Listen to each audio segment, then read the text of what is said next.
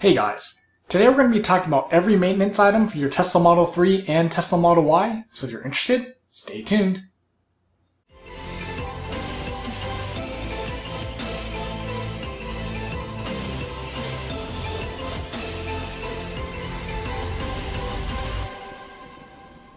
I know. When we talk about EVs, and especially Teslas, one of the big selling points is no maintenance.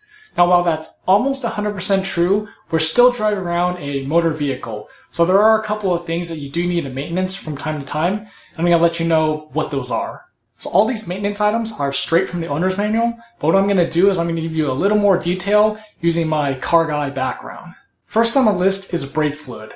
Normally you want to change your brake fluid every 2 to 3 years, and this is independent of mileage. Now usually when you see stock brake fluid, it's usually a lighter color, so you'll know that the brake fluid is old and needs to be changed when the fluid changes to a darker color. So basically what happens when the brake fluid changes to a darker color is the brake fluid is absorbing moisture. And so basically what that does is it lowers the boiling point of the brake fluid, and heat and cars don't really mix. So basically the lower boiling point basically means that your brakes aren't going to be as effective because the fluid isn't going to be able to basically push the caliper as hard as fast. Now I know with EVs and Teslas, we always talk about one pedal driving, kind of implying that we don't need to use our brakes, but you are going to need to use your brakes from time to time. There's always going to be emergency situations where you need to slam on your brakes, so don't neglect brake fluid just banking on the one pedal driving. It's not worth it for your safety.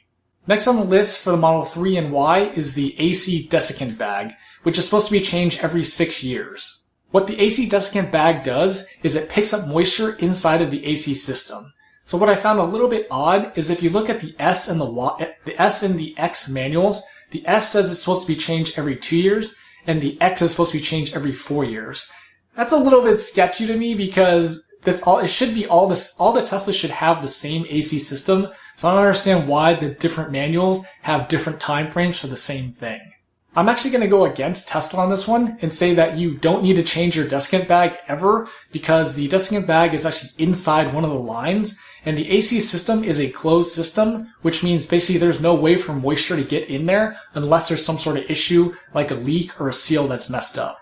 So again, unless there's an issue with the AC system, I would leave it alone because it's kind of a big task to actually open up the system, drain all the refrigerant that's in there, the Freon, and by doing that, there's other issues that can arise. Basically, you can cause a leak, you can damage seals, and you can even damage your compressor. So the car guy in me is saying, leave this one alone unless there's an issue. The famous saying, if it ain't broke, don't fix it, totally applies here. Next on the list is the cabin air filter. So definitely do this one. Tesla recommends you do it every 2 years, but the car guy in me says you should do this based on mileage rather than time. Because if the car is just sitting there, the cabin air filter is not going to get dirty. The way the cabin air filter gets dirty is by you driving around and having natural air flow through it.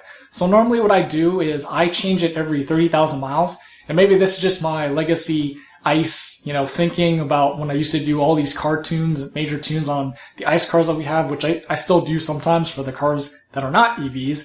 The general rule of thumb is every 30,000 miles, which is kind of about 2 years. So that's probably why Tesla is saying every 2 years. The cabin air filter you can totally do yourself. Tesla actually has on their website a tutorial on how to do it. There are tutorials out there on YouTube as well. And when I change mine, eventually I'm sure I'm going to make a tutorial as well. So if you want, I'm going to link you to the website if you need that. Just be aware also that you do need Torx bits to work on Teslas. So I'll link you to that in the description if you need to buy some of those to get this cabin air filter out. Next on the list is to clean and lube your calipers every year or every 12,500 miles. Definitely do this one, especially if you live in cold areas like where it snows and things like that, where they put salt on the roads to try and not, have black ice and ice over the roads. I would definitely recommend doing this one every year if you live in that type of climate. So obviously because salt and cars also don't mix, and what that does is that ends up creating rust. And so rust on parts that need to move are obviously not good because that's going to stop them from moving. So that's why you want to lube them up every year and clean them. So that way your pistons and your calipers still actually work when you're pushing the gas pedal. So that's obviously why you want to clean them every year and make sure that they don't rust over and basically, cause a safety issue for you. So lucky for me, since I live in the Bay Area, I don't have to do this that often because we don't have snow here. It just rains. So, I check them every once in a while, but not as often, or I'm not going to do this type of service as often because I don't really need to. And just another note, while you're in there cleaning your calipers, you might as well check your brake pads because they're going to be right there. And I know with regen braking, you're basically, for me at least, I think I'm not going to need new brake pads for the life of the car, but you've got your calipers off and everything. You might as well just look at your brake pads and make sure those are good to go. If they're not, obviously get some new brake pads and service those while you're in there as well. Next on the list is rotate your tires every 10 to 12,000 miles.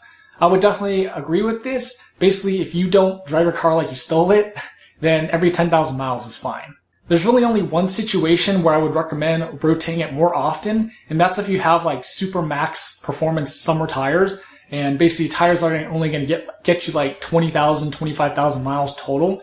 If that's the case, those type of tires are going to be really soft because they're basically made for racing, and you want soft, sticky tires so when you're cornering, the, tires can grip the road. And so because of that, they wear out a lot faster. So if you have those type of tires, maybe on your P3D or something like that, I would recommend doing it every 5,000 miles. That way you can make those tires last as long as possible. Or even depending how naughty you are, you could do it every 3,000 miles to try and, save those tires for as long as you can. So some of you might be asking, hey, I have a dual motor. Do I still need to rotate my tires? The answer is yes. And that's because the power isn't always distributed evenly between the front and the rear tires. And even Elon has mentioned, even with our Teslas, that basically power can go to one wheel only if it needs to in certain situations. And so basically your wear isn't going to be like 50-50 front and back. So definitely rotate your tires because the wear is not going to be even all the time. When you're rotating your tires, also check for uneven wear. So if you're doing it yourself, or even if you have a shop do it, they can tell you or you can ask them. Look for the uneven wear. So on the inside of the tire only, or maybe on the outside of the tire, or even sometimes right down the middle. So if you have uneven wear issues, definitely something is wrong with your alignment. And most of the time, a lot of the time, it's going to be negative camber, which basically means your tires are kind of like this, and it wears on the inside a lot faster. So negative camber can be an issue. You could also have positive camber, which would be basically the other way around, where your tires are kind of pointed out and it wears on the outside more faster. Or you could even have a toe issue, which basically means that your tires are not straight when they're going down the road. They're kind of crooked like this, and that can cause wear down the middle. So be aware of those issues when you're rotating your tires.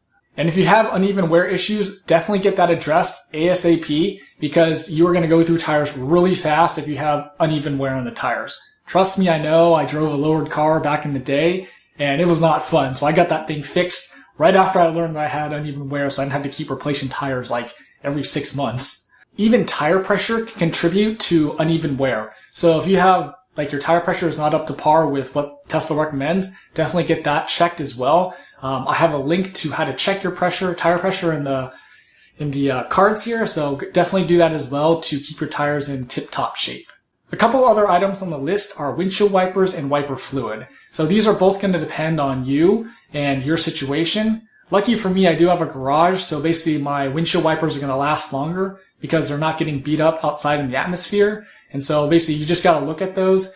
You'll know when your windshield wipers are done when basically you're wiping the windshield and it's smearing water all over the place. That's a multitude of issues with your wipers. So at that point is definitely when you want to change your wipers. And of course, wiper fluid is whenever you need it based on how much you use. And so, of course, you're watching this Tesla video and you've probably heard the running joke that, oh, my maintenance cost me so much. My wiper fluid costs like $250 or whatever. And so, obviously you buy that whenever you need it. And last thing on the list is battery coolant. So Tesla recommends that you don't need to change this ever. And this is kind of interesting because I believe they changed this because in an older owner's manual, it used to say 4 years for battery coolant. But now they've changed it to just you don't even need to change it. So battery coolant is kind of like radiator coolant. It's sort of the same type of thing. And so back in my ICE days, at least for Hondas, I used to change that every 30,000 miles. And it's always funny when I used to change the radiator fluid because every time I changed it, it looked like it was brand new. So I don't think even for radiator fluid, you don't need to change it that often. And so this is one of the reasons why I think Tesla recommends that you don't need to change it ever. Another reason I think is because the battery coolant system is a closed system. And so basically there's no reason for it to be changed or for it to really get too messed up unless there's some sort of leak or a compromise with the system. Now, obviously, if there is some sort of issue and there is a leak and your coolant isn't cooling the batteries down, then you'd obviously want to definitely take it to Tesla to get it fixed. There's no way I would touch this. I would 100% take it to Tesla, even though I've done so much car stuff over, the years.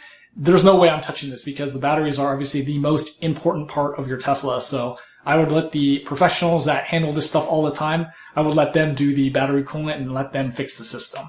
So those are all the maintenance items recommended by Tesla in the owner's manual. All other issues, say maybe you have ball joints or suspension issues, things like that, those are all on a case-by-case basis. So if something breaks, then you will want to take it into Tesla and have them look at it and get it fixed. Which maintenance item do you think is the most interesting that Tesla pointed out? Let me know in the comments. Don't forget to like, share, and subscribe, and thanks for watching.